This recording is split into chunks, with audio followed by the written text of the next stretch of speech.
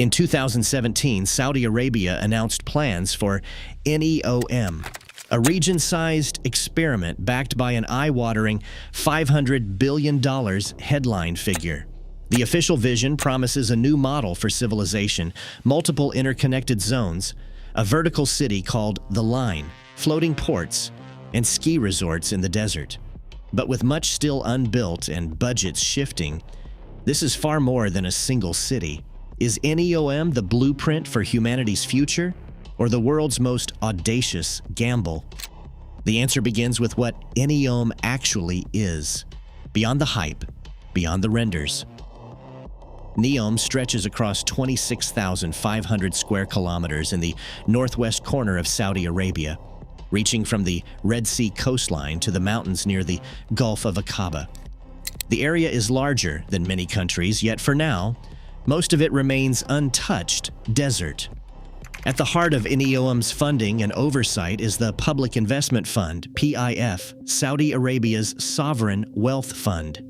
The PIF board, chaired by Crown Prince Mohammed bin Salman, controls the project's direction, finances, and leadership appointments. Neom's leadership answers directly to the PIF, not to a traditional municipal government. This structure gives Neom a unique status, almost a state within a state, with its own regulatory framework and direct access to national capital.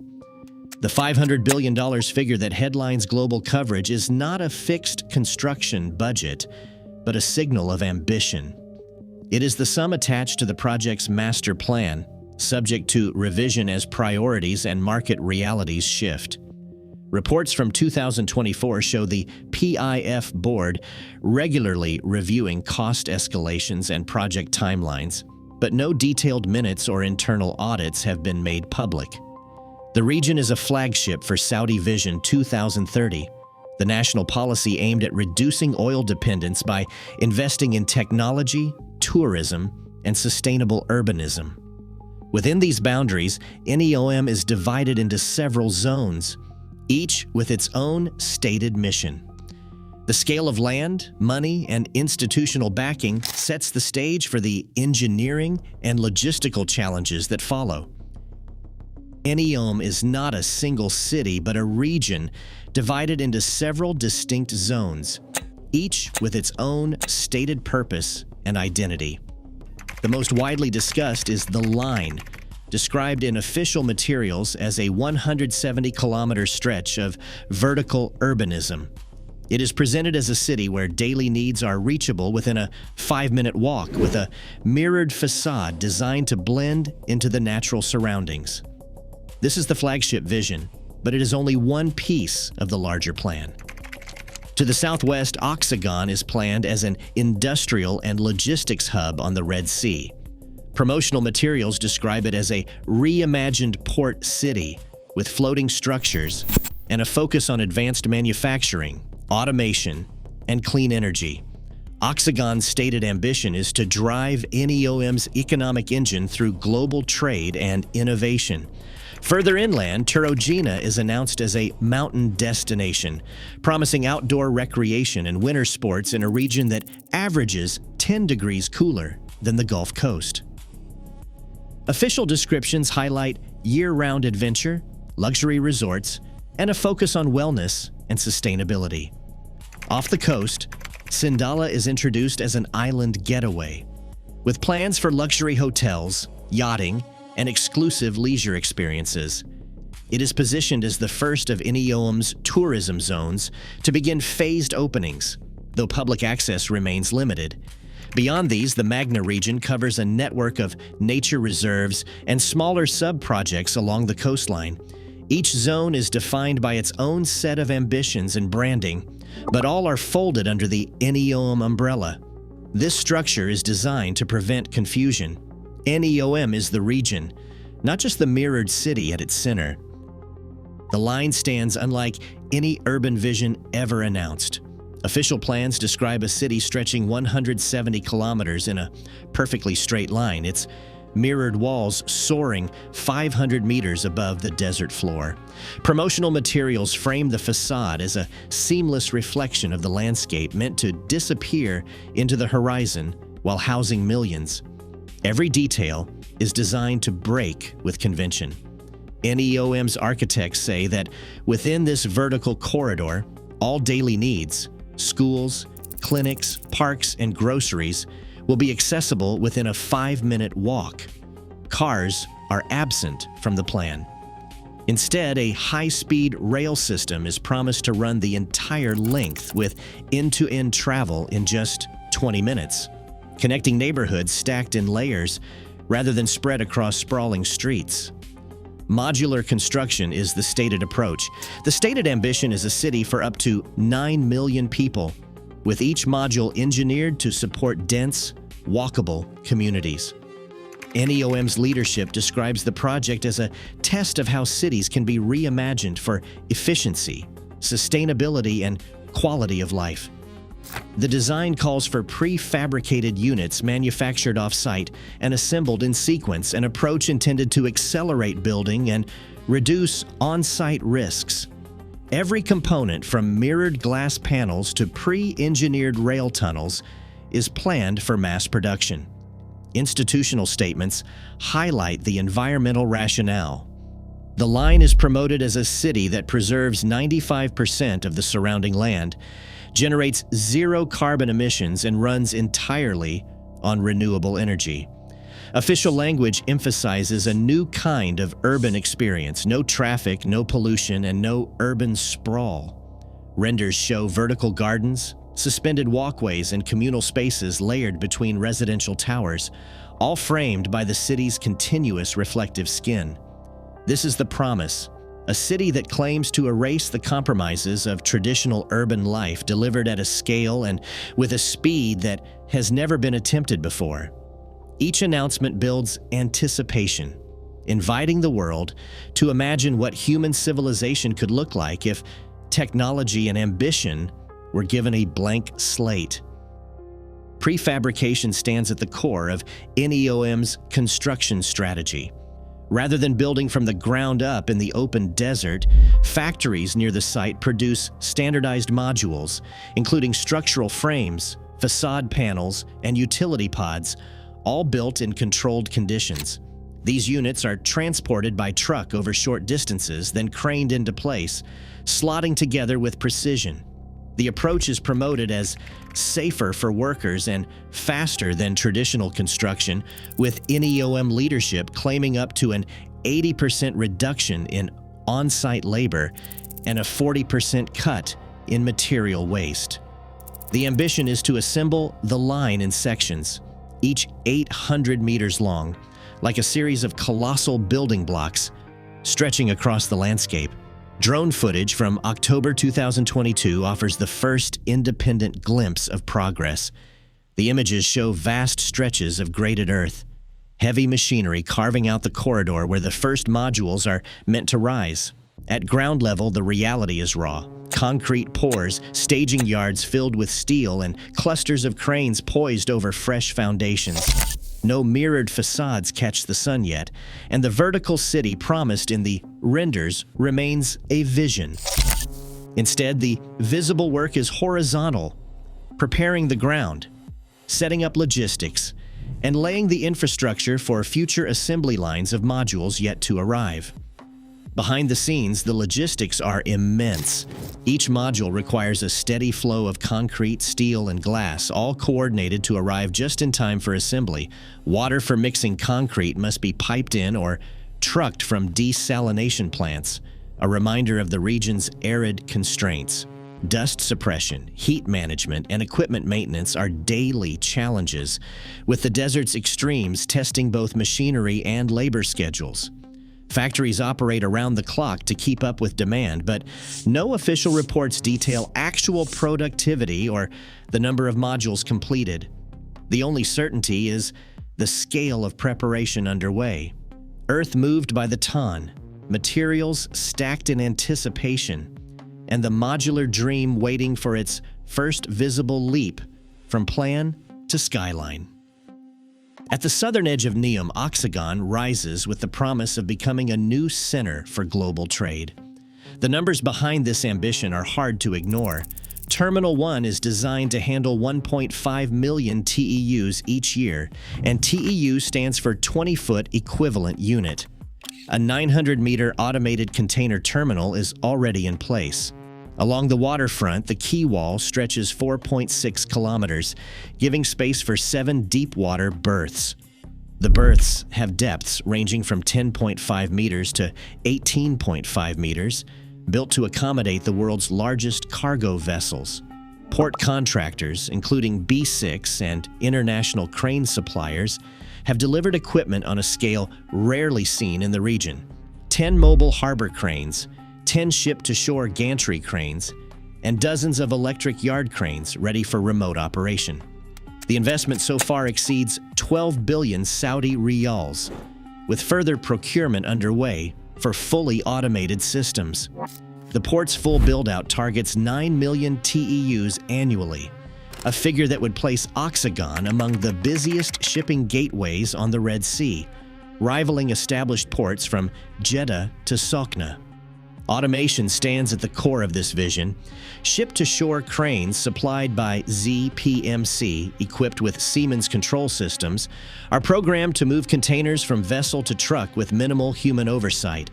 Electric, rubber-tired gantry cranes glide across container yards, stacking and sorting cargo with precision. The aim is to create a seamless flow, ships docking, cargo unloaded and routed through customs, then whisked onto road or rail lines feeding the rest of Neom and beyond. Each step in this logistics chain demands a backbone of roads, pipelines, and data systems capable of supporting round-the-clock operations. The port's stated capacity and automation requirements drive an enormous load on Neom's infrastructure, shaping everything from energy supply to fiber optic networks. The economic thesis is clear. If Oxagon reaches its planned capacity, it could anchor Neom's revenue model for decades to come. Beneath Neom's headline architecture, a vast network of systems is taking shape, most of it far from public view. The region's future depends on infrastructure that stretches for hundreds of kilometers, roads cut through rock and sand, water pipelines snaking from the Red Sea to construction sites, and fiber optic lines running in parallel trenches to carry data at high speed across the desert. Every module of the line and every container unloaded at Oxagon demands a steady flow of power, water, and connectivity. To make this possible, engineers have mapped out utility corridors that run the length of the project, bundling pipelines, electrical conduits, and fiber cables into single, serviceable routes. Water is a central challenge. With no natural rivers or lakes, Neom relies on desalination plants built along the coast. These facilities convert seawater into fresh water, which then travels inland through high-pressure pipelines, some stretching over 50 kilometers to reach construction zones and worker camps. The sheer volume required is staggering. Concrete mixing for the line alone consumes millions of liters per week, and every new neighborhood will multiply that demand. Wastewater from these sites is collected and fed into recycling plants, aiming to recover as much as possible for reuse. Digital infrastructure is just as critical. Subsea cables land at Neom's shoreline, linking the region to global internet backbones. From there, fiber optic networks branch out to site offices, data centers, and future residential towers. The goal is to create a city where every device, sensor, and control system is connected in real time, supporting automation from port cranes to security systems. Power lines fed by solar fields and wind farms in development run alongside these corridors, designed to deliver energy with minimal loss across long distances. Supporting all of this are temporary worker communities, clusters of prefabricated dormitories, mess halls, and recreation areas built to house tens of thousands of laborers. These camps operate like small towns, complete with their own clinics, water tanks, and waste facilities. Daily life here is shaped by the demands of the project, long shifts, strict schedules, and the ever-present challenge of heat and dust. For every render of a mirrored skyline, there is a ledger of pipes, cables, and service roads. The real city is built from the ground up before any glass or steel rises above the sand. Desert heat defines every engineering decision at Neom. In summer, air temperatures often climb above 45 degrees Celsius, and ground surfaces can bake well past 60 degrees Celsius. These extremes push materials to their limits. Steel expands, concrete cures unevenly, and electronics inside sensors or rail systems risk failure. Dust, fine as talcum powder, drifts across the site, settling on solar panels and machinery. Regional studies show that desert dust can cut solar energy output by 20 to 40% each year, forcing constant cleaning and driving up maintenance costs. For engineers, the challenge is relentless. Cooling systems run overtime, and even the most advanced coatings struggle to keep sand from grinding away at moving parts. Along the coastline, a different set of risks emerges. The Red Sea coral reefs rank among the most biodiverse on Earth, but they are fragile. Dredging for Oxagon's port and new marine infrastructure stirs up sediment, clouding the water and threatening coral health. Marine biologists warn that even small shifts in sedimentation or water temperature can trigger bleaching events or wipe out entire colonies. The scale of coastal construction, from quay walls to artificial islands to undersea cables, means every misstep could ripple through the ecosystem. Balancing these environmental demands is the project's commitment to renewable energy. Neom's stated goal is to run entirely on solar and wind, but the realities are complex. Dust storms dull solar arrays, and wind patterns shift unpredictably across the mountains and plains. Every new data center, desalination plant, or automated port crane adds to the demand. The ambition is bold: a city powered by clean energy, set in one of the harshest climates on the planet. For now, the engineering vision is balanced by a ledger stacked with obstacles, each one demanding solutions before the project can move forward. Controversy has followed Neom since its earliest announcements, drawing scrutiny from rights groups and international media. In the northwest of Saudi Arabia, the Hawatat tribe has lived for generations, their villages and farmlands stretching across the land now mapped for Neom. Beginning in 2020, residents reported receiving eviction notices. Some accepted compensation and relocated, but others resisted, citing deep ties to the land. Human Rights Watch and Amnesty International have documented cases where protests led to arrests, and in 2022 reports surfaced of security actions resulting in deaths and detentions.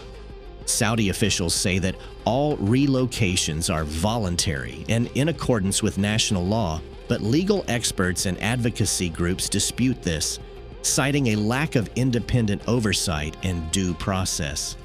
Labor conditions have also become a point of concern.